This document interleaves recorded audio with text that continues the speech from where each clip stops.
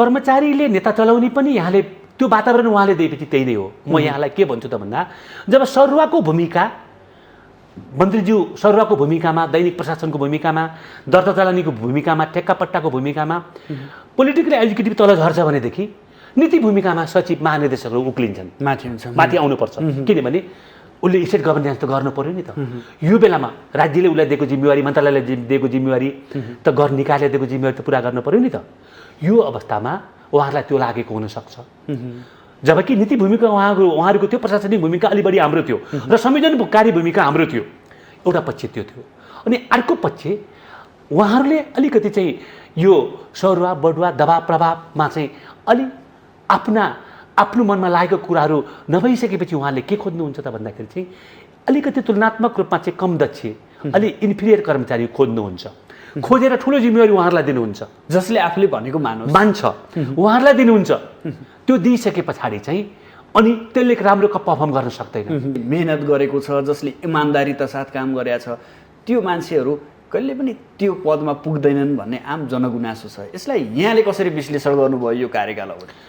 मैले चाहिँ मलाई स्थानीय तहदेखि खर्दादेखि सचिवसम्मको भूमिका रह्यो। त्यो भूमिका रहँदाखेरि मेरो अनुभव चाहिँ कस्तो रह्यो त भन्दा यहाँको भनाइसँग म धेरै हदमा सहमत छु। धेरैजसो कर्मचारीहरू राजनीतिको निजामती सेवा भनेको समूह भावनाबाट चल्ने हो, तर उहाँहरूले आस्थाको विभाजन गरिरहनु भएको छैन। आस्था र निष्ठाको विभाजन भयो। उहाँहरू चाहिँ यो आवरण, तटस्थताको आवरणले छोपेर चाहिँ उहाँहरू राजनीति, कतिपय साथीहरू, सबै होइन नि, कतिपय साथीहरू त्यतातिर लाग्नुभयो। 6-7वटा निजामती कर्मचारी चाहिँ का युनियनहरू छन्। त्यो युनियनले के गर्छ त भन्दा काम होइन, उहाँहरूले भनेको ठाउँमा जागिर सरुवा गर्नुपर्छ। उहाँहरूलाई भनेको ठाउँमा उहाँहरू जानुहुन्छ र उहाँहरूले कतिपय अवस्थामा काम गर्ने साथीहरूलाई पनि अलिकति डिस्टर्ब गर्नुहुन्छ। उहाँको एजेन्डा अलिक बढी सरुवा हुन्छ।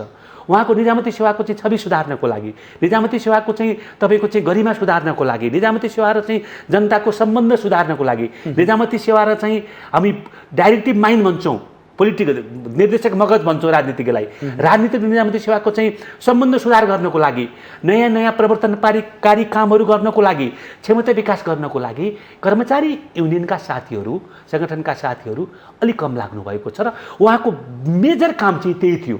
उहाँहरू चाहिँ त्यता लाग्नु भएन। सीमित कोठाभित्रको माहौलले हजुर यहाँलाई चाहिँ हजुर यसप्रति प्रेरणा प्रदान गर्यो। हजुर एकदम सही। किन त भन्दाखेरि उहाँहरू निजामती सेवामा चाहिँ लागेर सम्भवतः माथिल्लो पदमा पुग्छु, मैले राष्ट्र सेवा गर्छु भन्ने उहाँमा एक प्रकारको भावना थियो। मलाई पनि के लाग्यो त भन्दा चाहिँ मैले पनि यही बाटो फलो गर्नलाई सजिलो हुन्छ मलाई भन्ने कुरा लाग्यो। र यस पछाडि मैले चाहिँ जब मैले फिजिक्सको प्रोफेसर बन्छु भन्ने मेरो जुन कल्पना थियो, त्यो कल्पनाको लागि त मेरो जागिर खाएर पढेर मेरो प्राप्त गर्न सक्दैन थिएँ। त्यसमा जागिर पनि खानु थियो, पढाइ मेरो साथसाथै दुईटा काम, मैले शैक्षिक योग्यता पनि बढाउँदै जानु थियो र मैले जागिर पनि खाँदै जानु थियो। मैले त्यसरी साथसाथ गर्दै आएको। निजामती सेवा प्रवेश गरेपछि मात्रै 3वटा व्यवस्थामा काम गर्नुभयो। हजुर हजुर त्यो पुरानो व्यवस्थाका नेतृत्वकर्ताहरूमा यो कमजोरी बढी थियो कि अथवा अहिलेकोमा कस्तो पाउनुहुन्छ? यिनीहरूमा फरक के पाउनु भएको छ? यहाँले 3टा व्यवस्था भन्नुभयो, म 2टा भने पनि हुन्छ, 3 नै भनौँ। एउटा चाहिँ पञ्चायतको व्यवस्थामा मैले खरदार सुब्बा त्यो बेलामा जागिर सुरु गरेँ। म ठ्याक्क अफिसरमा पास गरेपछि पञ्चायत गयो। र दोस्रो मैले चाहिँ लोकतन्त्र 47 बजीको लोकतन्त्रमा काम गरेँ र तेस्रो अहिले गणतन्त्रको म सचिवै भएँ होइन। यी 3टा कालखण्डको कुराहरू गर्दाखेरि पञ्चायतको बेलामा मलाई नीतिगत अनुभव छैन। नीतिगत अनुभव नभए पनि मलाई के लाग्थ्यो त भन्दाखेरि चाहिँ त्यो बेलामा चाहिँ अलि बढी एक्जिक्युटिभ रोल चाहिँ दरबारको हुन्थ्यो र पृष्ठभूमिमा राम्रा, अहिले तपाईँ मैले राम्रा भनेका कर्मचारीहरू अहिले जसको हामी गुणगान गाउँछौँ, जसले प्रणाली बनायो भन्छौँ, उहाँहरूमा चाहिँ राम्रो कुराहरू पनि थियो होला, तर उहाँहरूको पृष्ठभूमिमा चाहिँ जहिले पनि दरबारका भारदारहरू हुन्थे। वरिपरि दरबारै घुम्थ्यो। उहाँहरूको एकाउन्टेबिलिटी पनि जनताप्रति थिएन, दरबारप्रति थियो। दरबारप्रति भएको कारणबाट पृष्ठभूमि पनि दरबार हुन्थ्यो र ठुलो पदहरू त प्राय गरी चाहिँ उहाँहरू चाहिँ हुप्रबाट जान्थे। म यहाँलाई नाउँ नलिकन के भन्छु त भन्दा म जन्मिनुभन्दा अगाडि सचिव भएको मान्छे अहिले पनि मसँग मिटिङमा बस्नुहुन्छ। त्यो कसरी सम्भव हुन्छ त नि? किन त भन्दा उहाँ त 18 वर्ष 20 वर्षमै सचिव हुनुभएको थियो। त्यो त सम्भावनै थिएन नि त। सचिव हुनुको लागि त कम्तीमा 40-50 वर्षको मान्छे हुनुपर्छ नि त।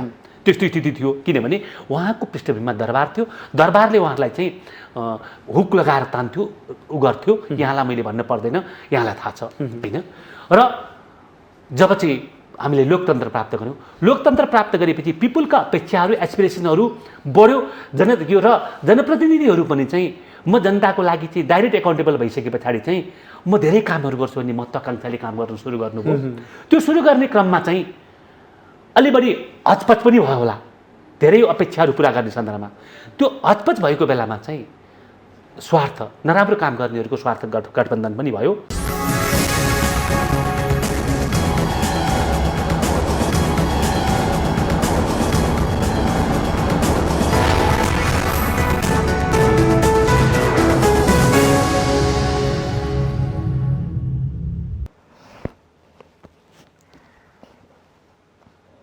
आदरणीय दर्शकबिन नमस्कार। माउन्टेन संवादमा यहाँहरूलाई हार्दिक स्वागत छ। म सुदर्शन आचार्य। दर्शकबिन, माउन्टेन संवादमा आज हामी नेपाल सरकारका सचिव जो उपराष्ट्रपति कार्यालयमा कार्यरत हुनुहुन्छ गोपीनाथ मैनाली, उहाँलाई निम्त्याएका छौँ स्टुडियोमा।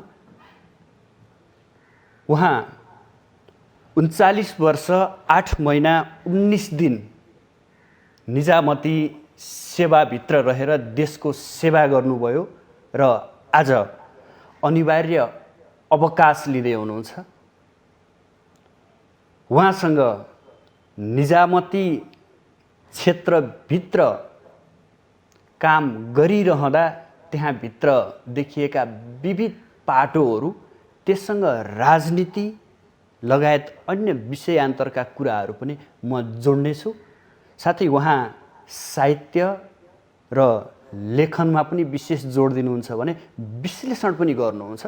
उहाँसँग समग्र राजनीति पाटो पनि जोड्ने प्रयास गर्नेछु। निजामती क्षेत्र र यस क्षेत्रसँग घुलिएका विविध आयामहरू र यसलाई राजनीति र निजामती बिचको अन्तरसम्बन्ध र यिनीहरू बिच बारम्बार देखा परिरहने टकरावका कुराहरू पनि जोड्ने प्रयास गर्नेछु। लगायत समसामयिक कुराकानी त छँदैछ। उहाँलाई स्वागत गरौँ। स्वागत छ सर यहाँलाई माउन्टेन टेलिभिजनमा। धन्यवाद। लामो समयसम्म निजामती सेवा मार्फत देशको सेवा गर्नुभयो र आज अवकाश प्राप्त गर्दै हुनुहुन्छ। कस्तो रह्यो यो क्षेत्रमा प्रवेश गर्दै गर्दाको क्षण र आज अन्तिमको क्षणमा अनुभव कस्ता रहे समग्रमा? लामो भयो। 39 वर्ष भनेको लगभग एउटा आधा जीवन हो। आधा जीवनको कुरा मैले थोरै मात्र यहाँ बताउन सक्छु। त्यो बताउने मसँग धेरै शब्द अक्षरले, मेरो भोइसले त्यो व्यक्त गर्न पनि सक्दैन। तर म यहाँलाई के भन्छु त भन्दा, निजामती सेवामा म प्रवेश गर्दाखेरि म 18 वर्षको कलिलो मान्छे र के गरौँ होला, म के गर्न सक्छु, एउटा उत्साह जाँगर लिएर म प्रवेश गरेको थिएँ। र यो 39 वर्षभित्र मैले त्यो जाँगर अलिकति पनि कम नगरिकन म हिमाल, तराई, पहाड, नीति निर्माण गर्ने स्थान र चाहिँ अग्रपन्थीका सेवा वितरण गर्ने कार्यालय जहाँ जहाँ रहेँ त्यहाँ मैले यस्तै व्यस्तताको साथ बिताएँ। त्यस कारणले गर्दाखेरि मलाई चाहिँ यो अवधि निकै उपलब्धिपूर्ण, मलाई व्यक्तिगत रूपमा उपलब्धिपूर्ण लागेको छ। र मैले कति राष्ट्र सेवामा मैले योगदान गर्न सकेँ, सेवाग्राहीको कति चित्त बुझाउन सकेँ भन्ने कुरा चाहिँ, त्यसको मूल्याङ्कन चाहिँ मैले भन्दा पनि यहाँहरूले गर्नुपर्छ। यहाँले जुन ठाउँमा पुग्नुभयो सेवा अवधिभर, त्यो ठाउँमा केही न केही परिवर्तन ल्याउने कामहरू गर्नुभएको छ। यो आम जनताले पनि देखेको छ। अझै राष्ट्र सेवक कर्मचारीहरूले त यहाँलाई प्रष्टैसँग बुझेका छन्, भित्रैदेखि बुझेको अवस्था छ। बताइदिनुहोस् न, निजामती सेवा कस्तो सेवा हो र साँच्चै हृदयदेखि मनले काम गर्ने हो भने देश विकास गर्न कतिको सम्भव छ, कतिको छिटो देश विकास हुन सक्छ? यहाँले ठिक भन्नुभयो। निजामती सेवा वास्तवमा योग्यता प्रणालीबाट छानिएका व्यक्तिहरू, समाजमा रहेका औसतभन्दा अलि बढी योगदान गर्न सक्ने मान्छे, अलि बढी जाने बुझेका मान्छेहरूलाई सरकारको सिन्दुर पारेर त्यहाँ राखिएको हुन्छ। उसले क्यारियर चोइस, वृत्ति चयन गर्ने बेलामा पनि म कतापट्टि बढी योगदान गर्न सक्छु भनेर, जस्तो म प्रशासनमा आएँ, प्रहरी, परराष्ट्र सेवाभन्दा मैले प्रशासनलाई रुचि देखाएँ। हो, त्यस कारणले गर्दाखेरि चाहिँ मैले त्यहाँ बढी योगदान गर्न सक्छु वा मेरो क्षमता मेरो रुचिसँग त्यो नजिक छ भनेर मैले चाहिँ वृत्ति चयन गर्न सक्छु। एउटा राम्रो पक्ष त्यहाँ छ भनेदेखि निजामती सेवालाई चाहिँ 2-3वटा विशेषणहरू राम्रा विशेषणहरू दिएको छ विज्ञहरूले। त्यो विश्लेषणको आधारबाट म केही विश्लेषणहरू भन्छु, के अरे विशेषणहरू भन्छु, जस्तो कि यो चाहिँ सद्गुणहरूको सङ्गम भन्छ।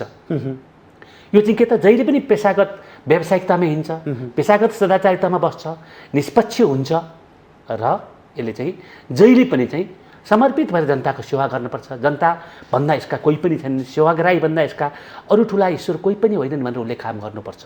यो काम गर्ने सन्दर्भमा उसलाई शक्ति पनि दिएको हुन्छ, अधिकार पनि दिएको हुन्छ, लजिस्टिक पनि दिएको हुन्छ र त्यो दिएको सन्दर्भमा चाहिँ उसलाई तोकिएको कामहरू गर्छ। उसले दुई प्रकारको कामहरू, एक प्रकारको अग्रपन्थीका निकायहरूमा रहेर सेवा वितरण सेवा व्यवस्थापनसँग जनतासँग जनताका दैनन्दिनी सुख दुःखसँग चाहिँ खेल्ने कुरा, दोस्रो कुरा भनेको चाहिँ नीति निर्माण अन्य व्यवस्थापकीय पक्षको कुराहरू गर्ने। अलिकति मध्यम स्तरीय व्यवस्थापकभन्दा माथि उपसचिवहरूभन्दा माथिबाट चाहिँ त्यो भूमिका हुन्छ। मैले दुवै भूमिका निर्वाह गर्ने अवसरहरू पाएँ, मलाई नेपाल सरकारले त्यो अवसर दिएको छ। र यो सन्दर्भमा म के भन्छु त भन्दाखेरि चाहिँ ऊ अनुभवले दक्षताले क्षमताले खारिएको र उसलाई शक्ति पनि दिएको हुन्छ, अधिकार पनि दिएको हुन्छ, स्रोत पनि दिएको हुन्छ। उसले निष्पक्ष रूपमा काम गर्न, स्वायत्त रूपमा काम गर्न, व्यावसायिकता प्रदर्शन गर्न पायो भनेदेखि उसले राष्ट्र निर्माणमा धेरै राम्रो योगदान गर्न सक्छ र विकास भन्ने कुरा सम्भव हुन्छ। तर उसलाई त्यो कुराहरू गर्न दिएन अथवा योग्यता प्रणालीका कुराहरू, व्यावसायिकताका कुराहरू, उसले चाहिँ पाउनुपर्ने कार्यगत स्वायत्तताहरू, यो कुराहरू नपाउँदाखेरि भनेदेखि चाहिँ विकास पछि पर्छ अथवा सेवा प्रवाह पनि पछि पर्छ। त्यो पेशागत मूल्यभन्दा तिनीहरू विषयान्तर हुन पुग्छन् र नेपालको सन्दर्भमा कुराहरू गर्दाखेरि चाहिँ यो अलिकति चाहिँ हामीले गर्नुपर्ने जति योगदान निजामती सेवाले पनि गर्न सकेको छैन। त्यो गर्न नसक्नुको पछाडि चाहिँ उसलाई निरपेक्ष रूपमा उसलाई हेर्न पनि भएन। राजनीतिक प्रक्रियाहरू छ त्यसमा, समाजको मूल्य संस्कृतिले पनि त्यसलाई गरेको छ। हुन त त्यसलाई पनि हामीले चाहिँ अलिकति व्यवस्थापन गर्न सक्छौँ, तर सबै कर्मचारीमा त्यस प्रकारको चाहिँ रिस्क लिने क्षमता, त्यस प्रकारको जागर नहुन सक्छ। अलिकति जागिर प्रवृत्ति पनि हुन सक्छ। यो प्रसङ्ग म एकैछिन जोड्छु। म तपाईँको थोरै व्यक्तिगत जीवनीतर्फ पनि म कोट्याउन चाहेँ। तत्कालीन समयमा काभ्रेबाट काठमाडौँ प्रवेश गरेको एउटा ठिटो यो निजामती प्रवेशमा अथवा सरकारी जागिरी बन्छु भन्ने कहाँबाट पलायो र यो अध्ययनको कुराहरू, जीवन सङ्घर्षका कुराहरू पनि हुन्छन्, यसमा जोडिएका पाटोहरू हुन्छन्। यहाँको काठमाडौँ उपत्यका प्रवेश र निजामती सेवा प्रवेश यो घटनाक्रम बताइदिनुहोस् न। अन्य तपाईँलाई पछ्याउने जो नयाँ पुस्ता छ उसका लागि एउटा प्रेरणा बन्न सकोस्। वास्तवमा म चाहिँ 2033 सालमा म 13 वर्षको भएको बेलामा मेरो दाजु अङ्कलहरू काठमाडौँमा हुनुहुन्थ्यो। उमेश मैनाली, श्याम मैनाली, शशिकान्त मैनाली, यहाँले नामहरू सुन्नुभएको छ। उहाँहरू पढ्दै जागिर खाने क्रममा हुनुहुन्थ्यो। मैले 7 कक्षा गाउँबाट पास गरेँ 33 सालमा। 33 सालमा 7 कक्षा पास गरिसकेपछि मलाई घटना याद छ अहिले। त्यो बेलासम्म मैले मोटर पनि देखेको थिएन। मोटरको विषयमा निबन्ध लेख्थेँ जाँचमा, तर मैले मोटर देखेको थिएन। मलाई मेरो दाजु उमेश मैनालीले काठमाडौँ लिएर आउनुभयो। म काठमाडौँ आएको बेलामा त्यो दिन चाहिँ केही दिन अगाडि नेपालमा ट्रली बस चलेको थियो। कति राम्रो रहेछ यो काठमाडौँ, त्यो बालक मनमा त्यस्तो कुराहरू पर्यो। यहाँ त मैले धेरै कुराहरू गर्न सक्छु, म अल्मलिन्छु कि एउटा जाँगर पनि छ, एउटा भय पनि छ मसँग, एउटा उत्कण्ठा पनि छ, उमङ्ग पनि छ, डर पनि छ। र त्यो ट्रली बसको स्ट्यान्डभरि चाहिँ झन्डाहरू राखिएको रहेछ, नेपालको र बर्माको शासक जनरल नेविन अघिल्लो दिन नेपालमा आएर फर्किनु भएको रहेछ राजकीय भ्रमणमा। यहाँको त अब ऊ पनि पोलहरूमा पनि झन्डा हुँदो रहेछ। त्यो मलाई त्यो फिलिङ भयो, भक्तपुरबाट काठमाडौँ आइन्जेलमा त्यो फिलिङ भयो। भइसकेपछि म पढ्दै हाई स्कुलमा भर्ना गरिदिनु भयो दाजुले, उमेश दाजुले लगेर भर्ना गरिसकेपछि म दाजुहरूसँग रहँदै पढ्दै गर्थेँ। र मेरो परिवार चाहिँ कस्तो थियो त भन्दाखेरि मलाई जागिर खान्छु वा यो गर्छु भन्ने मेरो चाहिँ उद्देश्य थिएन। मेरो उद्देश्य, मेरो सोच, मेरो उन्मेष चाहिँ के थियो त भन्दा म एउटा राम्रो प्रोफेसर बन्न पाए हुन्थ्यो, स्वायत्त पेसा अवलम्बन गर्न पाए हुन्थ्यो, एउटा चाहिँ चिन्तक जस्तो बन्न पाए हुन्थ्यो भन्ने किसिमको एप्लाइड साइन्समा काम गर्न पाए हुन्थ्यो भन्ने थियो मलाई। त्यो बालमनले त्यसो भन्थ्यो। तर मेरो अङ्कल अफिसर दिँदै हुनुहुन्थ्यो, मेरो उमेश दाजु अफिसर दिँदै हुनुहुन्थ्यो, मेरो श्याम दाजु जाँच दिँदै हुनुहुन्थ्यो, लोकसिया जाँच दिँदै हुनुहुन्थ्यो। उहाँहरूले चाहिँ जहिले पनि त्यो लोकसिया जाँच दिने कुराहरू, उहाँको आउने साथीहरू यस्तै साथीहरू हुनुहुन्थ्यो। त्यसपछि मलाई चाहिँ भावना कता कता यो निजामती सेवा मार्फत पनि राष्ट्र सेवा गर्न सकिन्छ कि भन्ने कुराहरू भयो। र जब म एसएलसी पास गरेँ, एसएलसी पास गर्दा त मेरो 18 वर्ष पुगेको थिएन, अनि एसएलसी 1 वर्ष 1.5 वर्ष मैले वेट गर्नु थियो। एसएलसी पास गरिसके पछाडि चाहिँ 1.5 वर्ष वेट गरिसकेपछि मैले ट्युसन पढाउने गर्ने अनि कलेज पढ्ने गर्थेँ आरआर कलेजमा। त्यसपछि मेरो जब उमेर पुग्यो, उमेर पुगिसकेपछि मैले जाँच दिएँ।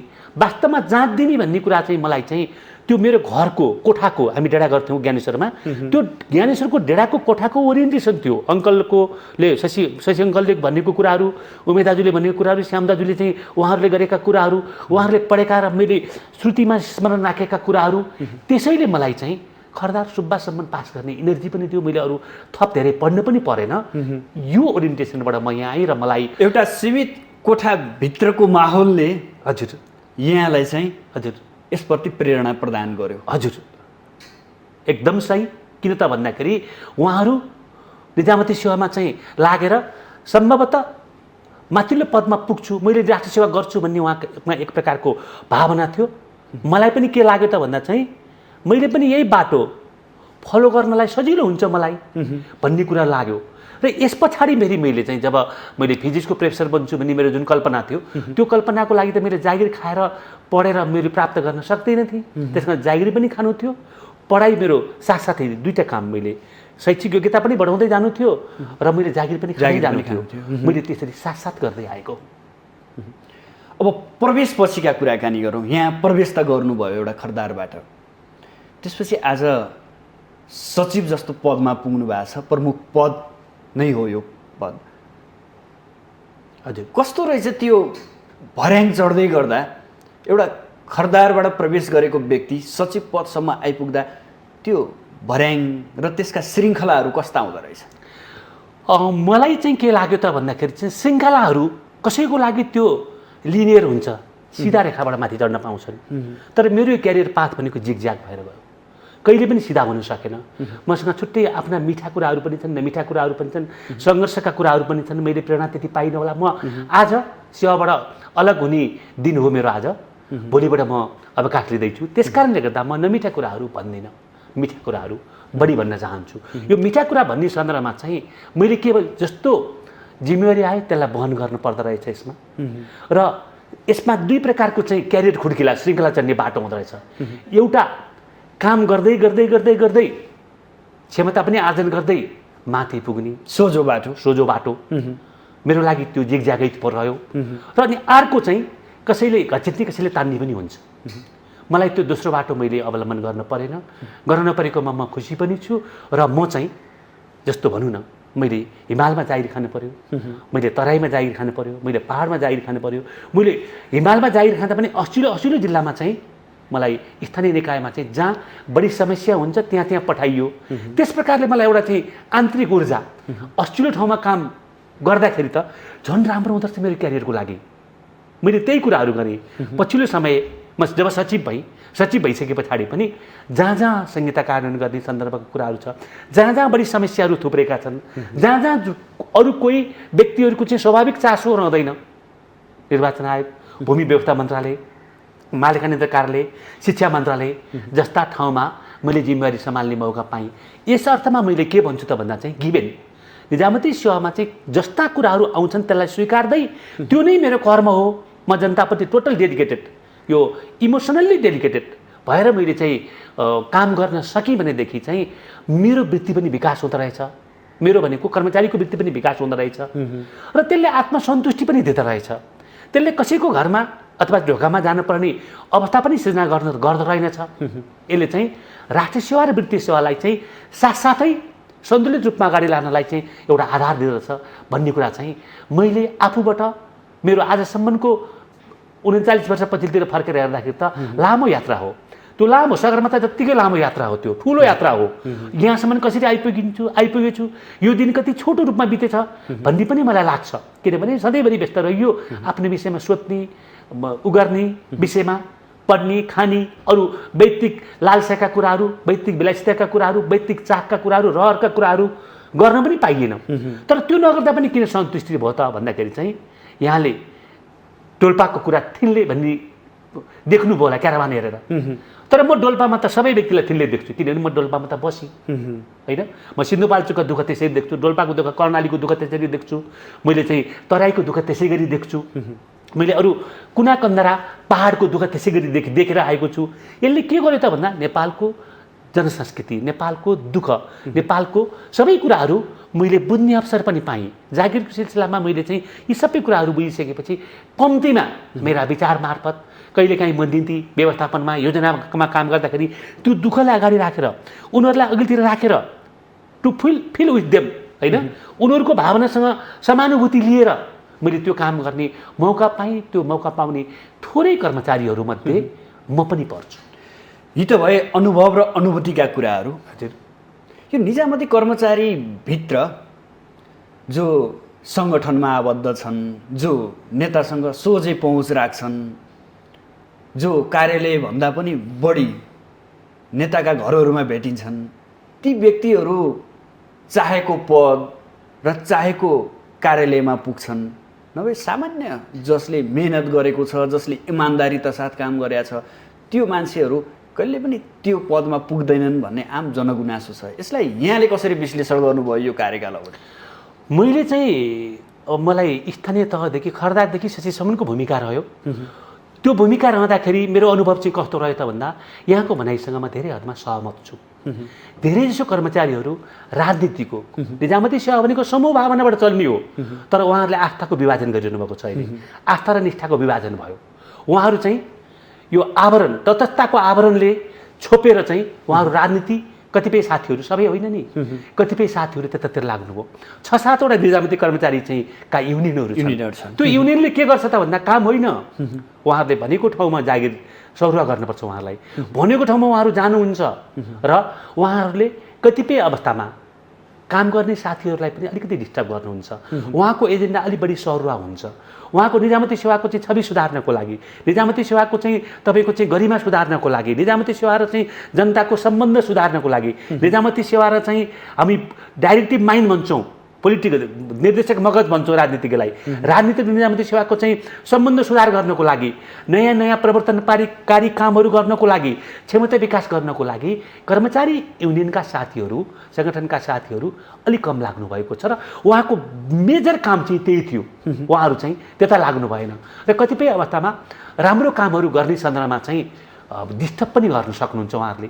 त्यो कुरामा सरुवा, बढुवा, जिम्मेवारी दिने मनोनयनको बेलामा मलाई पनि उहाँहरूले यो विषयमा दबाबहरू, प्रेसरहरू दिनुभएको छ। मलाई लाग्छ मलाई दिएको दबाब, म त अलिकति बढी प्रतिकार पनि गर्छु दबाबहरूलाई, मैले त्यति दबाब मानिनँ। तर दबाब नमान्दाखेरि मलाई चाहिँ अलिकति चाहिँ अपशब्द, गाली गलौज, झन्डैचारीका आक्रमण जस्ता कुराहरू पनि भएका छन्। मैले यो कुराहरू थोरै मैले सङ्केत मात्रै गरेँ यहाँ भनिसकेपछि, तर मैले उहाँहरूलाई चाहिँ धेरै साथीहरूलाई कन्भिन्स गराएको छु, तपाईँहरू यसमा लाग्नुहोस्, तपाईँहरू क्राइटेरिया बेस भएर जानुपर्छ। हरेक कुराहरू चाहिँ योग्यता प्यानलबाट आएको व्यक्तिले चाहिँ क्राइटेरियामा चाहिँ कामहरू गर्न हामीले जान्यौँ भनेदेखि, सरुवा हुँदाखेरि, मनोनयन हुँदाखेरि, अथवा चाहिँ छात्रवृत्ति प्राप्त गर्दा, विदेश जाँदाखेरि, तालिममा जाँदाखेरि, यो कुराहरू अथवा कार्यस्थलमा यहाँहरूलाई जिम्मेवारी दिँदाखेरि यो कुराहरू भयो भनेदेखि चाहिँ यहाँको पनि क्षमता विकास हुन्छ, सिस्टमभित्र भएका लिमिटेड अवसरहरूको न्यायिक वितरण पनि हुन्छ। हामीले के खोज्छौँ त भन्दा चाहिँ प्रणालीभित्र चाहिँ बहुत थोरै चाहिँ अवसरहरू छन्, त्यसको समन्यायपूर्ण वितरण भइदियो भनेदेखि कर्मचारीहरूले चाहिँ त्यसैको प्रेडिक्टेबिलिटी खोज्छ, त्यसैबाट चाहिँ ऊ रमाउँछ। मैले त्यो भने मसँग यस्ता अनुभवहरू धेरै छन्। पक्कै पनि केही ठाउँमा तपाईँलाई असहज भएकै हो, यो कुराहरू घाम जस्तै छर्लङ्ग छ। यो बताइरहँदा मन्त्रालय मातहत रहेर काम गर्दाखेरि विभिन्न किसिमका प्रेसरहरू पनि पर्छन् भनिन्छ क्या। कस्ता किसिमका प्रेसरहरू आउँछन्, कस्तोसम्म काम गर्नु पर्दो रहेछ, एउटा अनुभव सुनाइदिनुहोस् न। म चाहिँ के भन्छु त भन्दाखेरि मैले काम गरेको भनेको चाहिँ लामो समय मैले सेवा प्रवाहमा उपसचिवसम्म हुँदाखेरि कामु एलडिओ समेत हुँदाखेरि जिल्लामा रहेर काम गरेँ। त्यो बेलाका चाहिँ प्रेसरहरू भनेका छुट्टै थिए। त्यो भनेको पेमेन्टको प्रब्लम थियो, पेमेन्ट उहाँलाई गरिदिनु पर्यो। अलि नमिल्ने गरी छिटो गर्ने त्यो स्वाभाविक रूपमा जनप्रतिनिधिहरूले त्यसो भन्छन्। त्यहाँ कर्मचारीहरूसँग अघि भनियो हामीले कर्मचारीहरूको नेक्सस हुन्छ, काम गर्ने ठेकेदारहरूको नेक्सस हुन्छ, तर त्यसलाई चाहिँ अलिक सामान्य रूपबाट संयोजन गर्न, सामान्य रूपबाट त्यसलाई सन्तुलनमा लिएर आउन, व्यवस्थापन गर्न सकिन्छ। मैले त्यो सकेँ। म 7वटा जिल्लामा कार्यकारी अधिकृत र चाहिँ एलडिओ योजनाधिकृत भएर काम गर्ने। मलाई त्यो समस्याहरू आएन। मलाई अलिकति समस्या आएको भनेको चाहिँ नीति तहमा पुगेपछि। म योजना आयोगमा रहेँ। योजना आयोग भनेको चाहिँ नेपाल सरकारको पोलिसी एपेक्स बडी हो। त्यसले योजना नीति अझ एकात्मक शासन भएको बेलामा 2072 भन्दा अगाडि त त्यो चाहिँ धेरै कार्यकारी भूमिका पनि त्यो निकाले धेरै निर्वाह गर्थ्यो। टेक्नो पोलिटिकल संस्था थियो, त्यो रिसोर्स मोबिलाइज गर्ने संस्था थियो।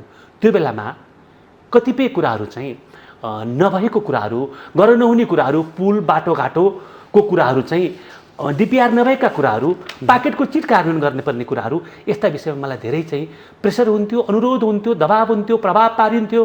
प्रभाव पार्दाखेरि मैले एउटा घटना यहाँलाई दुःखद घटना जस्तो थोरै सङ्केत गरेको र मैले जसलाई आस्था गर्थेँ। उहाँहरूबाट पनि मलाई यस्तो धेरै कुरा जसबाट मैले निष्पक्षता र व्यावसायिकताको अपेक्षा गरेको थिएँ, उहाँहरूले पनि त्यसो गर्नुभयो। त्यसो गर्नु भइसकेपछि बजेट नीति कार्यक्रम बनाउने बेलामा रातो किताब भन्छौँ हामी, यहाँलाई थाहा छ। अनि त्यो भइसकेपछि म सचिव हुनु नलागेको व्यक्ति सहसचिव थिएँ। मैले सहसचिव रिजाइन गर्थेँ होइन, मेरो स्वीकार्य रिजाइन। यस्तोसम्म अवस्था आयो भनेपछि यसपछि जब म सचिव भएको छु, सचिव भइसके पछाडि मलाई आउने प्रेसरहरू भनेको प्राय गरी चाहिँ के हो त भन्दाखेरि चाहिँ नीतिगत विषयहरूमा आउने हो। नीतिगत विषय चाहिँ अलिकति चाहिँ स्टेक होल्डर नीति भनेको चाहिँ राज्य इच्छा हो। त्यो राज्य इच्छालाई चाहिँ तर्जुमा गर्ने, कार्यान्वयन गर्ने भनेको चाहिँ जनताका भावनाहरू त्यहाँ परिचालित हुनुपर्छ। त्यो परिचालित नभइकन अलिकति सानो इन्ट्रेस्ट ग्रुपको चाहिँ भावनाहरू परिचालन गर्नको लागि अलिकति दबावहरू, अलिकति प्रेसरहरू, अलिकति अनुरोधहरू आइरहने, त्यो कुरा मैले स्वीकारिनँ, कहिले पनि स्वीकारिनँ। त्यो आउने अर्को त्योभन्दा पनि ठुलो प्रेसर केमा आउने त भन्दा चाहिँ कर्मचारीको सरुवामा आउने होइन। कर्मचारीको सरुवा, जबकि उपसचिवसम्म सचिवले कसैलाई उसैको अधिकार हो, मन्त्रीलाई पनि नसोधिकन सरुवा गर्नुपर्ने गर्छ उसले। सेक्रेटरीसम्मको सरुवाको अधिकार मैले महानिर्देशक सहसचिवलाई नै दिन्थेँ। यो बेलामा सरुवाको लागि धेरै मलाई प्रेसर आउँथ्यो। थोरै मैले 8-9जना 7-8जना मन्त्रीसँग प्रत्यक्ष मैले काम गरेँ। थोरै मन्त्रीहरू जो बाहेक सबैको एजेन्डा भनेको सरुवा हो। उहाँ नीति भूमिकाहरू निर्वाह गर्ने भन्दा गर्नुहुन्न र उहाँले चाहिँ सरुवाको कुराहरू अनि मनोनयनको कुराहरू होइन, यो विषयमा चाहिँ अनि ठेक्कापट्टाको विषयवस्तुहरू र कसैलाई चाहिँ कुनै अमुक पार्टीलाई अमुक फर्मलाई चाहिँ इन्डिभिजुअल संस्थाको तर्फबाट गर्ने फेभरहरूको कुराहरूमा प्रेसर आउँथ्यो। तर यो प्रेसरलाई मैले चाहिँ धेरै जसो अवस्थामा एकाध केही मनले नमान्ने काम गरेँ कि मलाई थाहा छैन, त्यो यहाँहरू जस्तो त्यस्तो आँखाले हेर्ने हो।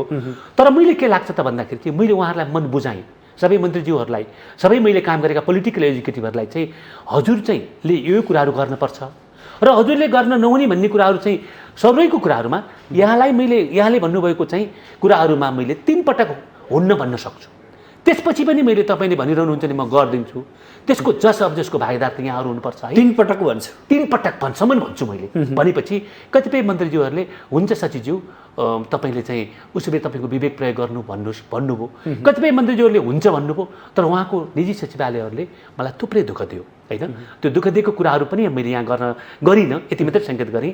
तर जे होस् दबाबहरू कठिनाइहरू यावत छन्। भनिन्छ क्या कर्मचारीले नेता चलाउँछन् पनि भनिन्छ। त्यसपछि नेताहरूले के भन्छन् भन्दाखेरि कर्मचारीको असहयोगका कारण काम भएन भन्छन् क्या। खास वास्तविकता के हो यो? म यसलाई यसरी हेर्नुपर्छ, कर्मचारीले नेता चलाउने पनि यहाँले त्यो वातावरण उहाँले दिएपछि त्यही नै हो। म यहाँलाई के भन्छु त भन्दा जब सरुवाको भूमिका मन्त्रीज्यू सरुवाको भूमिकामा, दैनिक प्रशासनको भूमिकामा, दर्ता चलानीको भूमिकामा, ठेक्कापट्टाको भूमिकामा पोलिटिकल एक्जिक्युटिभ तल झर्छ भनेदेखि नीति भूमिकामा सचिव महानिर्देशकहरू उक्लिन्छन्, माथि आउनुपर्छ। किनभने उसले स्टेट गभर्नेन्स त गर्नु पर्यो नि त। यो बेलामा राज्यले उसलाई दिएको जिम्मेवारी, मन्त्रालयले दिएको जिम्मेवारी त निकायले दिएको जिम्मेवारी त पुरा गर्नु पर्यो नि त। यो अवस्थामा उहाँहरूलाई त्यो लागेको हुनसक्छ। जबकि नीति भूमिका उहाँहरूको थियो, प्रशासनिक भूमिका अलि बढी हाम्रो थियो र संविधानकारी भूमिका हाम्रो थियो। एउटा पक्ष त्यो थियो। अनि अर्को पक्ष उहाँहरूले अलिकति चाहिँ यो सरुवा बढुवा दबाब प्रभावमा चाहिँ अलि आफ्नो मनमा लागेको कुराहरू नभइसकेपछि उहाँले के खोज्नुहुन्छ त भन्दाखेरि चाहिँ अलिकति तुलनात्मक रूपमा चाहिँ कम दक्ष अलि इन्फिरियर कर्मचारी खोज्नुहुन्छ, खोजेर ठुलो जिम्मेवारी उहाँहरूलाई दिनुहुन्छ, जसले आफूले भनेको मान्छ उहाँहरूलाई दिनुहुन्छ। त्यो दिइसके पछाडि चाहिँ अनि त्यसले राम्रो पर्फर्म गर्न सक्दैन। त्यस्ता अवसर पाउने कर्मचारी त सीमित हुन्छन्। भन्न खोजेको प्रशासनलाई राजनीतिकृत गर्नुहुन्छ, तर नीति ज्ञानको राजनीतिकरण हुन सक्दैन त्यो बेलामा, किनभने जो पाखा परेको छ नीतिको, अनुभवको, सूचनाको, ज्ञानको भण्डार चाहिँ त्यो थियो। अनि उहाँहरूले के गर्न खोज्नुहुन्छ त भन्दाखेरि चाहिँ आफूले इच्छाको कर्मचारीले काम गर्न सकेको छैन, होल राम्रा कर्मचारीमाथि त्यसको आरोप आउँछ। यस्तो स्थिति भइरहेको छ। यो हुनु नहुनु पर्ने हो, यो भइरहेको छ। यो पछिल्लो समयमा यो कुराहरू देखिएर आएको छ। यो हाम्रो बौद्धल आइसकेपछि यो कुराहरू राम्रो रूपमा चाहिँ हुनुपर्ने थियो, तर अलिकति कम भयो। युनियन, कर्मचारीको युनियनले यो कुराको प्रतिकार गरेर चाहिँ व्यवस्थित गर्नु पर्थ्यो, झन् बढ्यो। यस्तो स्थिति छ। ठ्याक्कै भनिदिनुहोस् न, यो हुनुमा कहाँ कमजोरीहरू छन्? यसमा चाहिँ स्वार्थको अलिकति चाहिँ हामी एडमिनिस्ट्रेटिभ बार्गेनिङ भन्छौँ, प्रशासनिक सौदाबाजी।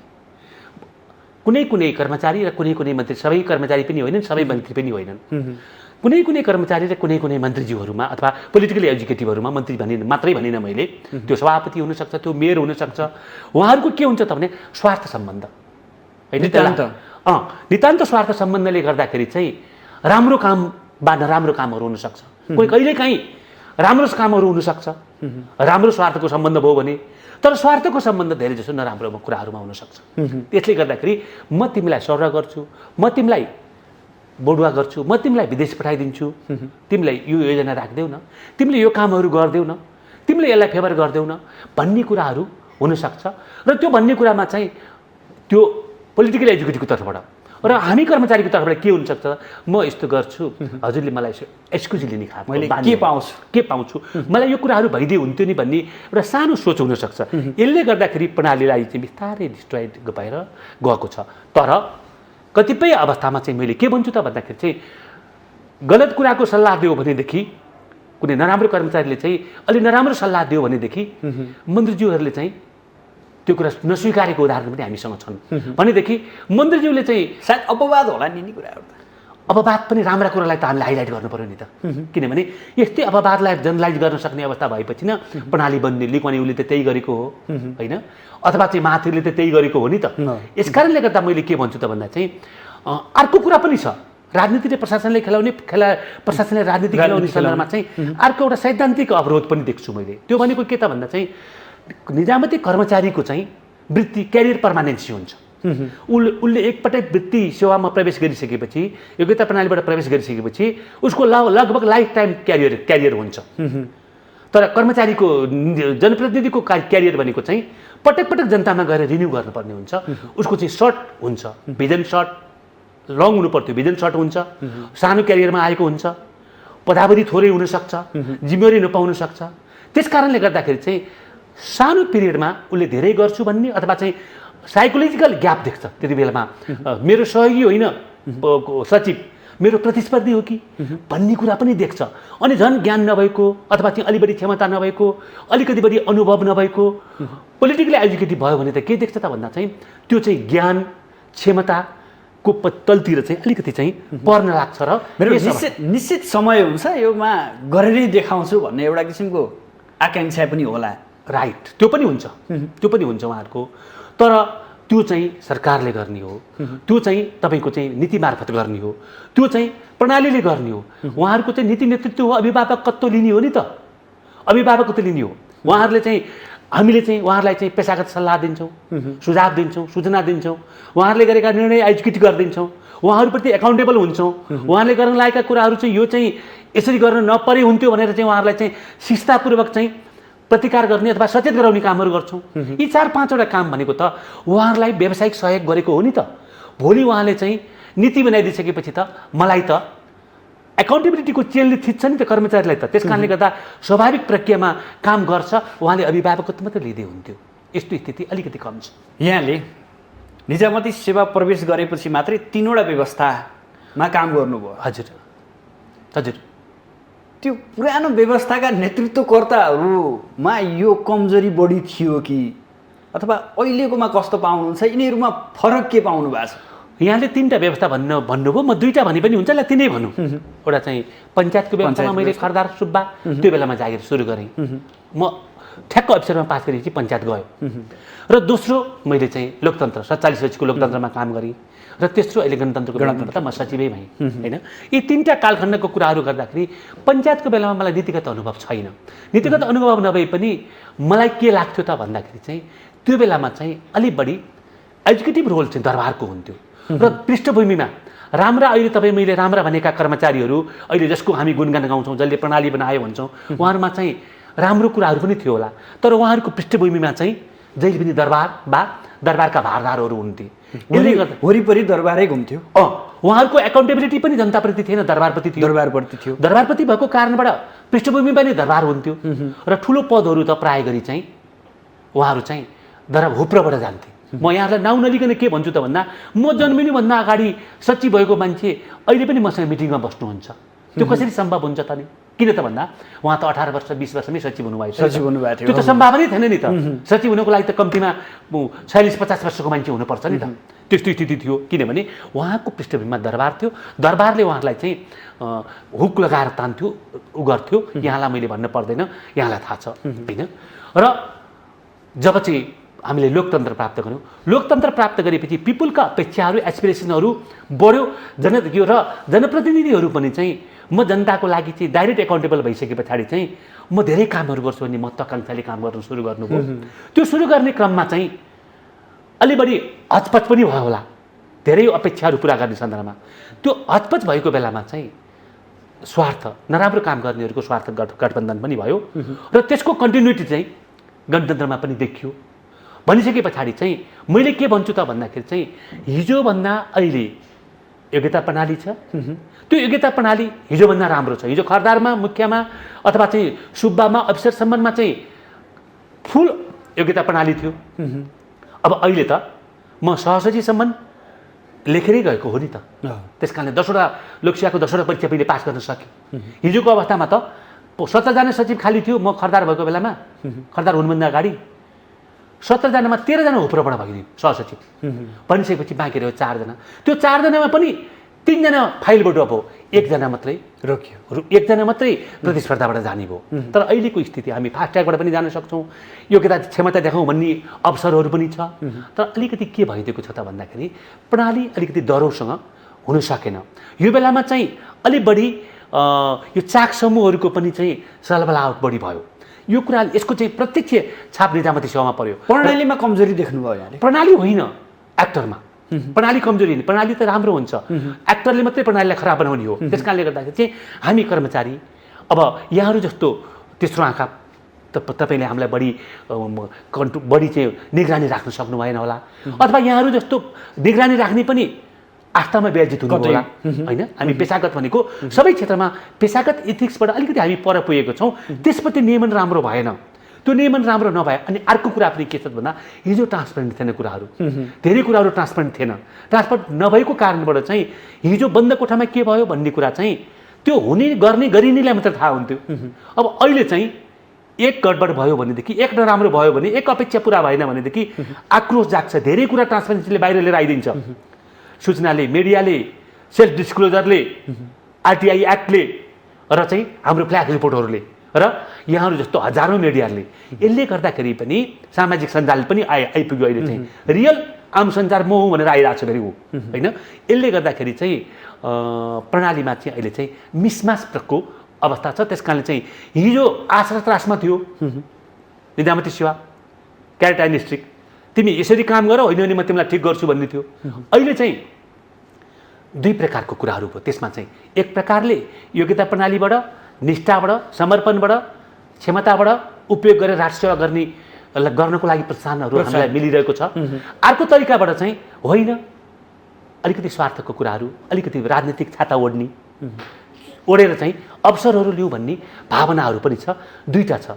अब हामीले के गर्नु पर्यो, उच्च व्यवस्थापकले, पोलिटिकल एजुकेटिभले यस्ता कुराहरूलाई चाहिँ ब्यालेन्समा लगाएर चाहिँ त्यो प्रिन्सिपल अफ यो पोलिटिक्स एडमिनिस्ट्रेटिभ डिकोटोमी भन्छौँ, राजनीति र प्रशासनको सीमा र सम्बन्धका कुराहरूलाई चाहिँ व्यवस्थित गर्नुपर्ने र निजामती सेवाको भ्यालु सिस्टम, निष्पक्षता, व्यावसायिकता, सदाचार जस्ता हामी प्रिन्सिपल अफ पब्लिक लाइफ भन्छौँ। यो भनिन्छ कि बारम्बार भनिन्छ र नेताहरूले पनि त्यही भन्छन्, तर प्रयोगमा ल्याउन, कार्यान्वयनमा ल्याउन चाहिँ पटक्कै सकिँदैन क्या। होइन, प्रयोगमा आएको छ, तर नराम्रो कुराहरू बाहिर धेरै फ्ल्यासमा आउँछ। राम्रा कुराहरूले त्यसले चाहिँ बाहिर चाहिँ त्यसले चाहिँ जनताको सामुमा पुग्नको लागि, अनुभूतिको तहमा पुग्नको लागि अलि समय लाग्दो रहेछ। राम्रा गर्ने धेरै कर्मचारी साथीहरू हुनुहुन्छ, राम्रा गर्ने धेरै राजनीतिज्ञ पनि हुनुहोला, त्यो राजनीतिमा पनि उहाँहरू त्यो छायामा पर्नुभयो होला, प्रशासनमा पनि उहाँहरूले सङ्घर्ष गर्नुपर्छ, तर गरिरहेकै छ। काम गरेका धेरै राम्रा काम गर्ने, निष्ठामा काम गर्ने, समर्पणमा काम गर्ने, अचिलो बाटोहरू हिँड्ने धेरै कर्मचारी साथीहरू छन् नि त। उहाँहरूको कारणले नै निजामती सेवा अहिलेसम्म यत्तिको भएर अड्डिएको छ। तर यो कुराहरू चाहिँ बाहिर त्यति आउँदैन, किनभने पिपुलको अपेक्षा के हुन्छ त भन्दा चाहिँ जति नै राम्रो गरे पनि त्योभन्दा राम्रो चाहिँ डेलिभरी हुन्थ्यो भन्ने हुन्छ। त्यसले पनि प्रभाव पार्छ र हामीले कतिपय डेलिभरी पनि गर्न सकेका छैनौँ। त्यो हाम्रो चाहिँ परिवेशले त्यो कामहरू गर्न दिएको छैन। त्यो नदिएको कारणबाट पनि पिपुलको अपेक्षा पुरा छैन, अनि पिपुलप्रति चाहिँ कुण्ठा जाग्ने, आक्रोश जाग्ने हुन्छ, निराशा जाग्ने काम हुन्छ, अनि त्यसले विश्वासको सङ्कट पनि पैदा गरिदिन्छ। तपाईँ प्रमुख गरेर योजना आयोग, त्यसै गरी भूमि व्यवस्था मन्त्रालय, शिक्षा मन्त्रालय र महालेखामा काम गर्दै गर्दाका क्षणहरू, त्यहाँका सुधारका कुराहरू लिएर अलिक बढी चर्चा हुन्छ। तपाईँले त्यहाँ त्यतिखेर गरेको सुधारका कामहरूले निरन्तरता पाइरहेछन् कि उस्तै भद्रगोल छ, हेर्नु भएको छ, निहाल्नु भएको छ त्यहाँ अहिले?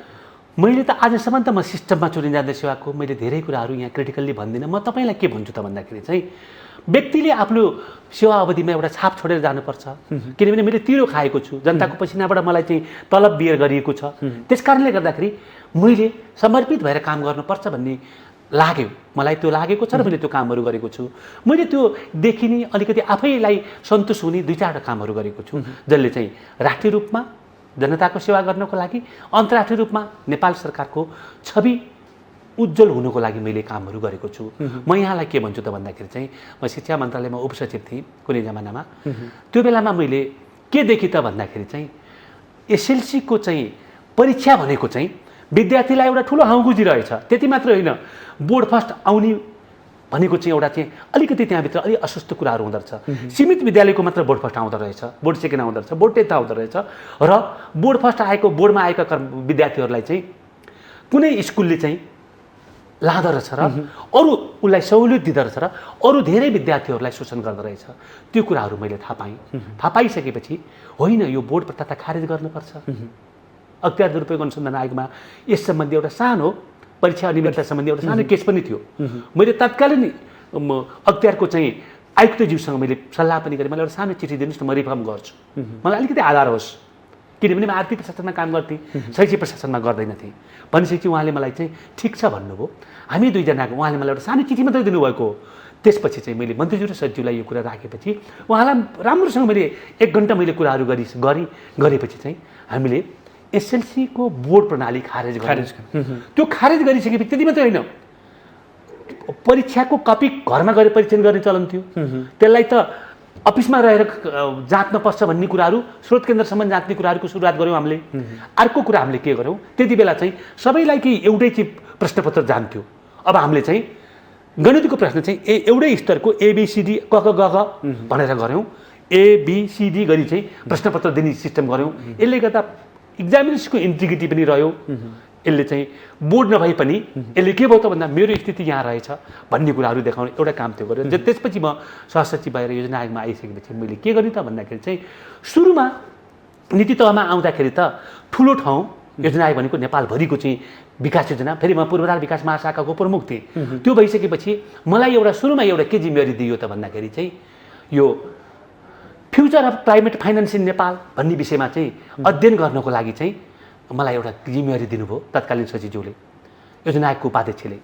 दिइसकेपछि मैले त्यसमा अलिक डिटेलमा कामहरू गरेँ। त्यसैको एउटा एक्सटेन्सन ग्रुपमा पोभर्टी इन्भाइरोमेन्ट इनिसिएटिभ PEI भन्छौँ हामी, त्यो कुराहरूको चाहिँ थप अध्ययन गर भनेर मलाई मेरो टिमलाई, म संयोजक थिएँ, अनि 4-5जना उपसचिव राखेर मलाई त्यो कामहरू गर्न लगाइयो।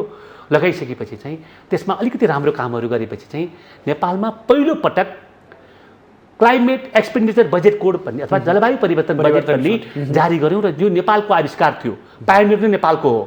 र यसैको बापतमा विश्व विकास सम्मेलन यो युएन सिस्टमले गर्छ, त्यसलाई असल अभ्यासको रूपमा पनि राखेको छ। युएन प्रणालीले चाहिँ नेपाललाई पहिलोपटक ग्लोबल लिडरसिप अवार्ड दियो, यो असाध्यै राम्रो। त्यसपछि हरित अर्थतन्त्रको खाका तर्जुमा गऱ्यौँ हामीले, अनि क्लाइमेट चेन्जको लेन्सबाट चाहिँ विकास प्रक्रियालाई हेर्ने कामहरूको सुरुवात गऱ्यौँ हामीले, र त्यसपछि नेसनल सेफगार्ड पोलिसीहरू लिएर आउने कुराहरू योजनामा आउँदाखेरि बहुवर्षीय योजनाको चाहिँ मापदण्ड बनाउने कुराहरू, अनि त्यस पछाडि चाहिँ योजनालाई चाहिँ अलिकति चाहिँ तपाईँको नतिजामूलक अनुगमनमा लाने कुराहरू हामीले त्यहाँ रहेर चाहिँ मेरो टिमले हामीले मलाई संरक्षण गर्ने अभिभावकको दिने सरहरूले पनि मलाई काममा हौस्याउनु भयो, मैले त्यो कामहरू गरेँ। र त्यसपछि म सचिव भइसके पछाडिको चाहिँ मैले गरेको कुराहरूमा मलाई आत्मसन्तोष हुने कुराहरूमा म भूमि व्यवस्था सहकारी गृह निर्माण मन्त्रालयको सचिव हुँदाखेरि चाहिँ मैले सहकारी सम्बन्धी सहकारीले चाहिँ धेरै चाहिँ सदस्यहरूको हितमा काम गरेन भन्ने गुनासोहरू मैले सुने। सहकारी स्वनियमनमा लानको लागि धेरै कुराहरू गरेँ मैले, त्यहाँ आधारहरू बनाएँ, सदस्य केन्द्रका सूचकहरू, स्वनियममा जाने कुराहरू, सन्दर्भ ब्याज दरका कुराहरू, सहकारी सूचना प्रणालीहरू, कोपमिस लगायतका चाहिँ कुराहरूमा चाहिँ मेरो टिमको असाध्यै राम्रो रजिस्ट्रार हुनुहुन्थ्यो मसँग, उहाँले पनि मलाई सपोर्ट गर्नुभयो, साथीहरूले मलाई धेरै सपोर्ट गर्नुभयो, सहकारी आन्दोलनले सहकारी अभियान भन्छौँ उहाँहरूले पनि सपोर्ट गर्नुभयो। सहकारीको एउटा त्यो कामहरू गरेपछि अलिकति बढी चाहिँ बदनाम हुने, अलिक बढी आलोचना हुने क्षेत्र भनेको भूमि सुधार र मालपोत थियो। अब मालपोत भूमि सुधार गर्नको लागि हामीले धेरै कामहरू गऱ्यौँ त्यहाँ। त्यसको चाहिँ अभिलेख डिजिटाइजेसनका कुराहरू, लिखतहरूको परिवर्तन, लिखत ढाँचाको परिवर्तन गर्ने कुराहरू, पब्लिक एक्सेस मोडल भन्छौँ हामी, जनताले आफैले चाहिँ त्यो फारम भरेर चाहिँ सेवाग्राहीले चाहिँ मालपोतमा बुझाउन सकिने प्रणालीहरू, भू सेवा केन्द्रहरू र नमुना कार्यालयहरूको कुराहरू गऱ्यौँ। त्यो कामहरू पुरा नहोला कि भन्ने मलाई कहिलेकाहीँ चिन्ता छ। अरू सुधारका कामहरू त्यसमा रहेर अरू गर्नुपर्ने छ र म त्यसपछि महालेखा नियन्त्रक कार्यालयमा मलाई विभागीय प्रमुखमा खटाइयो। सचिव पछाडि विभागीय प्रमुखमा खटाएको थोरै उदाहरणमध्ये त्यो मलाई पनि त्यो एउटा चाहिँ अलिकति फिलिङ छ। जे होस्, तपाईँले आफूले आफू मातहतमा भएका काम कारबाहीहरू कार्यान्वयनका कुराहरूमा चाहिँ सन्तुष्ट हुनुहुन्छ? म धेरै हदमा सन्तुष्ट छु। मैले पाएको जिम्मेवारीमा म सन्तुष्ट छु र मैले गर्ने जस्तो म यहाँलाई के भन्छु त भन्दा चाहिँ महालेखा नियन्त्रक कार्यालयमा पुग्ने बित्तिकै मलाई के भयो त भन्दाखेरि चाहिँ कोरोना महामारी पनि आएको थियो। अलिकति बढी चाहिँ जनजीवनको मोबिलिटी एकदम कम थियो, कार्यालयहरू चाहिँ निषेधाज्ञाले बन्द भएको थियो। यो बेलामा हामीले त्यहाँको चाहिँ एकदम रिफर्म फ्रेन्डली टिमहरूलाई मैले मोबिलाइज गरेर के गरेँ त भन्दाखेरि चाहिँ 60 वर्ष पुरानो लेखा प्रणालीलाई परिवर्तन गर्ने कुराको मैले नेतृत्व गरेँ होइन। सिगास प्रणाली भन्छौँ हामीले, एक्टिभिटी बेस्ड लेख भन्छौँ। अहिले स्थानीय तह, प्रदेश तह हामीले टिएसए भन्छौँ, टिएसए, सिगास र चाहिँ हाम्रो चाहिँ यो एलएमबिआइएसको बिचमा अन्तर्क्रिया हुने, सिस्टमको बिचमा अन्तर्क्रिया हुने, त्यसलाई डिजिटाइज प्रक्रियामा लाने, त्यसलाई बढी ट्रान्सपेरेन्ट गर्ने, प्रणाली मोबिलाइज गर्ने, प्रणालीले संस्थागत गर्ने कामहरू गरौँ। यस्ता कामहरू चाहिँ बढ्नमा चाहिँ मैले चाहिँ सन्तोष छु र मलाई सन्तोष मात्रै होइन, मलाई अलिकति चाहिँ यो काम गर्नको लागि चाहिँ मलाई आन्तरिक रूपमा प्रेरणा गरेकोमा मैले कोही ईश्वर छ, मेरो साथीहरूले मलाई सपोर्ट गर्नुभयो, उहाँहरूलाई पनि अहिले पनि धन्यवाद दिइरहेको छु। जल्दी त्यो साथीहरूको, त्यो सहसचिव, उपसचिव, शाखा अधिकारीहरूको मेरो अनुहार अगाडि आइरहेको छ र मलाई प्रेरणा दिने इन्भाइरोमेन्ट त्यसको अनुहारहरू अगाडि आइरहेको छ। मैले मात्रै गरेको होइन, त्यो सबै मैले त अग्रसरता मात्रै देखाएको, म त्यो भन्छु। र गर्न नसकेका कुराहरू पुरा गर्न सकेका कुराहरूमा मलाई थकथकी छ, कतिपय कुराहरू त्यस्ता पनि छन्। अब हामी अन्त पनि छौँ। वर्तमान राजनीतिमा प्रशासन सेवालाई चुस्त दुरुस्त बनाउनको लागि के गरिनुपर्छ, छोटोमा भन्नुहोस्। पहिलो कुरा त यो राजनीति प्रशासनको डिमार्केसनको कुराहरू छ, कानुन त त्यो कुराहरू छ, व्यवहारमा त्यो कुराहरू लागू गर्नको लागि चाहिँ पेसागत इमान्दारिता र निष्ठा देखाउन सक्ने कर्मचारीको उच्च नेतृत्ववर्ग त्यो चाहियो, पहिलो पक्ष भने। दोस्रो पक्ष यसलाई अनर गर्ने पोलिटिकल एजुकेटिभहरू चाहियो। यो बिहेभियर कुरा भने, नीति संहिताको कुरा भनिनँ मैले, नीति कानुनहरू त बनाउला हामी। र त्यस्तो कुरा भनेको मैले चाहिँ निजामती सेवा ऐन छैन हामीसँग अहिले। संहितामा गइसकेपछि निजामती सेवा ऐन नै हामीले लागू गर्न सकेका छैनौँ, ल्याउन सकेका छैनौँ। संसद विघटन भइरहेको छ, संसदको राज्य व्यवस्था समितिमा विचाराधीन छ। यो कुरालाई छिटो निजामती सेवा ऐन लिएर आउन सक्यो भनेदेखि वृत्ति व्यवस्थापन, निजामती सेवाको वृत्ति व्यवस्थापन हुन्छ, वृत्तिप्रति प्रेडिक्टेबिलिटी हुन्छ। त्यो भइसकेपछि मेरो स्पेस यहाँनिर रहेछ, म यहाँ पुग्दा सक्न रहेछु, मैले काम यसरी गर्नुपर्ने रहेछ, मैले फिल्डको अनुभव यसरी लिनुपर्ने रहेछ भन्ने कुराहरू हुन्छ। यो कुराहरू र अर्को कुरा बाँकी छ। हामी संहितामा गएको कारणबाट अब 3 तहको निजामती सेवा हुन्छ, प्रदेशको, सङ्घको र उसको। तर सङ्घको निजामती सेवा ऐन आइसके पछाडि चाहिँ प्रदेश स्थानीय तहको निजामती सेवाको वृत्ति व्यवस्थापन, त्यसका सेवा सुविधा, त्यसको चाहिँ म्यानेजमेन्ट, हरेक कुराको म्यानेजमेन्ट, सबै कुरालाई चाहिँ यसले मार्गदर्शक प्रिन्सिपलको रूपमा कामहरू गर्नुपर्छ। त्यो कुराहरू अहिले सङ्घीय निजामती सेवा ऐन नआएको कारणबाट त्यो काम बाँकी छ। र अर्को कुरा मैले के भने त भन्दा चाहिँ निजामती सेवामा प्रवेश गर्ने बित्तिकै चाहिँ व्यक्तिलाई चाहिँ म राष्ट्रिय सेवामा आएको छु भन्ने कुरा चाहिँ इन्टरनलाइजेसन गराउनको लागि, अन्तर्बोध भन्छु मैले, अन्तर्बोध गर्नको लागि अभिमुखीकरण गर्नुपर्ने कामहरू बाँकी छ हाम्रो। पहिला थियो त्यो, अहिले अलिकति चाहिँ मैले भने नि अलिकति त्यो विषयान्तर भएर गएको छ। अलिकति बढी हामी सतै पनि हुन लागेका होलाौँ, यसलाई परिवेशले पनि हामीलाई त्यो सपोर्ट नगरेको हुनसक्छ। त्यस कारणले गर्दाखेरि चाहिँ निजामती सेवामा चाहिँ अब हामीले स्वभावको पनि परीक्षण, हिजो त योग्यताको मात्रै परीक्षण गऱ्यौँ, अनुभवको परीक्षण गऱ्यौँ, यसले साँच्चै राष्ट्र सेवा गर्न सक्छ कि सक्दैन, यो साँच्चै जाहिर खान आइरहेको छ कि यसको स्वभावैले राष्ट्र सेवा गर्छु भन्ने कुराहरूको छ। उसको चाहिँ इन्टेलिजेन्सिया, उसको चाहिँ इन्टेलिजेन्स भनौँ न, इमोसनल इन्टेलिजेन्स भनौँ न, उसको स्वभावहरू परीक्षण गर्ने कुराहरू र ओरिएन्टेसन लगेर चाहिँ उसलाई रियल रूपमा राज्य जस्तो नैतिक संस्थामा काम गर्ने सबैभन्दा बढी नैतिक संस्था केही छ भने चाहिँ निजामती सेवा छ। यो निजामती सेवालाई सधैँभरि सद्गुणहरूको सङ्गम जुन भनिएको छ, लिभिङ कन्स्टिट्युसन भनेर जुन भनिएको छ, अथवा कतिपयले 4th स्टेट भन्छन्, यहाँहरूलाई नि भन्छन्, हामीहरूलाई नि भन्छन्, त्यो 4th स्टेट भनिन्छ अन्तमा। हजुर, त्यसलाई चाहिँ प्रमोट गर्नुपर्ने काम बाँकी छ। यहाँसम्म आइदिनु भयो। आफ्नो निजामती सेवाको अन्तिम दिन आफ्ना यावत भोगाई र वर्तमान निजामती क्षेत्रभित्र भएका गतिविधि र राजनीति प्रभावका बारेमा आफ्नो महत्त्वपूर्ण विचार र महत्त्वपूर्ण समय प्रदान गर्नुभयो। यसका लागि यहाँलाई विशेष आभार। साथै आगामी दिन यहाँको अझ सफल रहोस् र पूर्व प्रशासकको हैसियतमा फेरि यही टेबलमा बसेर यहाँसँग थप कुराकानी गर्नु पाइयो। मलाई पनि चाहिँ यो मेरो लामो निजामती सेवाको अनुभव थोरै सर्वसाधारण साथीभाइहरूलाई र आउने पिँढीहरूलाई सुनाउने मौका दिनुभएकोमा माउन्टेन टेलिभिजनलाई म हृदयदेखि नै धन्यवाद भन्छु। हस्, धन्यवाद। आदरणीय दर्शकबिन, आज हामी निजामती सेवा र राजनीति भित्रका अन्तर्पाटोहरू केलाउने प्रयास गऱ्यौँ र वास्तवमा निजामती सेवालाई पारदर्शी, सक्षम र सही तरिकाले लैजानको लागि कहाँ कस्ता किसिमका अवरोधहरू सिर्जना हुन्छन्, यी कुराहरू पनि केलाउने प्रयास गऱ्यौँ। यसका लागि नेपाल सरकारका सचिव जो उपराष्ट्रपति कार्यालयमा कार्यरत हुनुहुन्छ र उहाँ आज अनिवार्य अवकाश लिँदै हुनुहुन्छ, गोपीनाथ मैनाली हुनुहुन्थ्यो। भोलि नयाँ विषयवस्तु र नयाँ अतिथिका साथ उपस्थित हुनेछु। आजलाई भने बिदा दिनुहोस्। नमस्कार।